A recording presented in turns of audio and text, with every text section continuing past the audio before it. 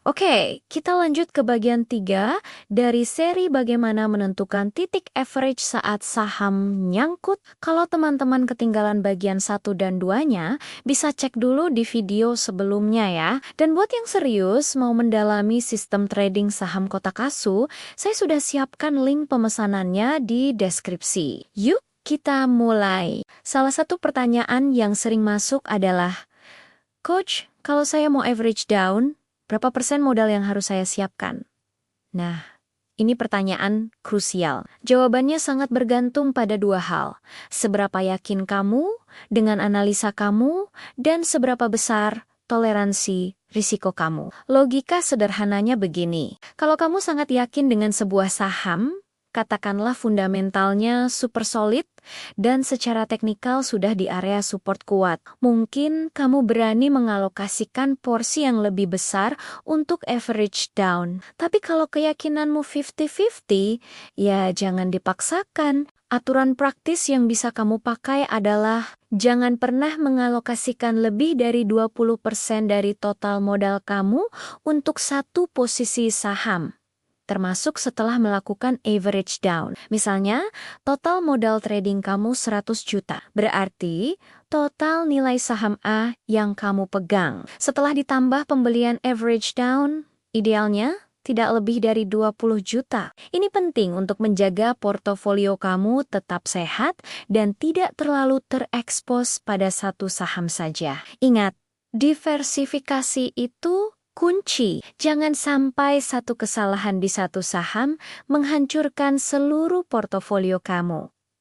Lalu, bagaimana cara masuknya? Apakah langsung hajar kanan dengan seluruh amunisi average down? Nah, ini kesalahan fatal yang sering dilakukan pemula. Mereka berpikir, mumpung murah, sikat semua. Padahal, trader profesional tidak pernah melakukan itu. Average yang sehat tidak dilakukan secara membabi buta, dengan langsung memasukkan seluruh dana.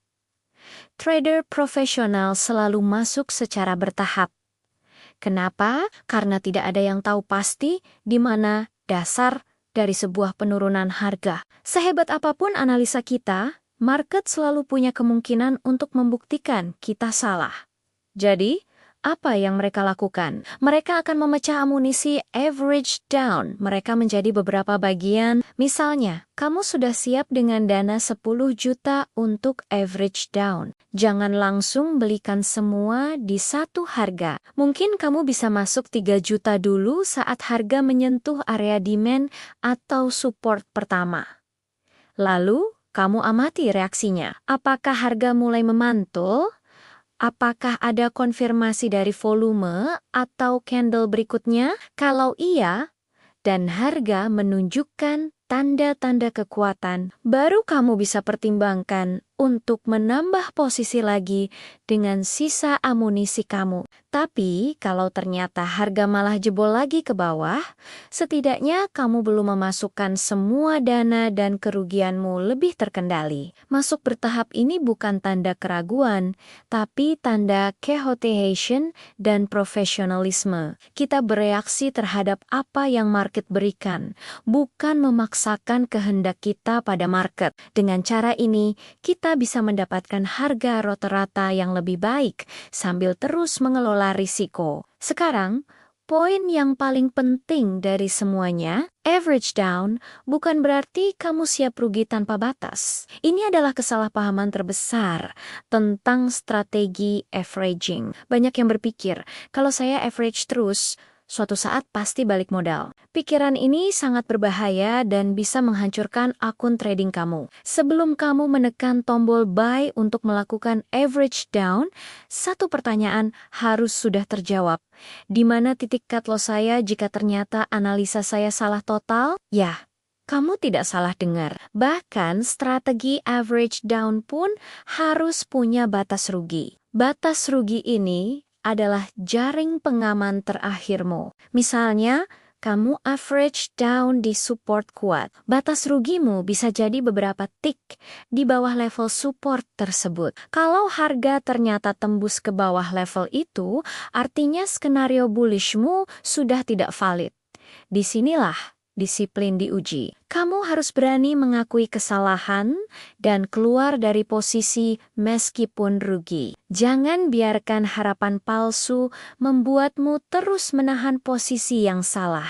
Kalau average down malah membuat ukuran posisimu menjadi terlalu besar sampai kamu tidak bisa tidur nyenyak. Itu bukan lagi strategi, itu sudah menjadi tekanan mental. Dan trading di bawah tekanan mental adalah resep pasti menuju kehancuran. Sebagai penutup, saya mau bagikan sebuah prinsip penting. Trader profesional itu tidak sibuk menyelamatkan posisi mereka yang sedang rugi. Mereka sibuk menyelamatkan modal mereka. Modal adalah nyawa seorang trader. Tanpa modal, kamu tidak bisa bertarung lagi. Terkadang, keputusan terbaik saat saham nyangkut itu bukan average down.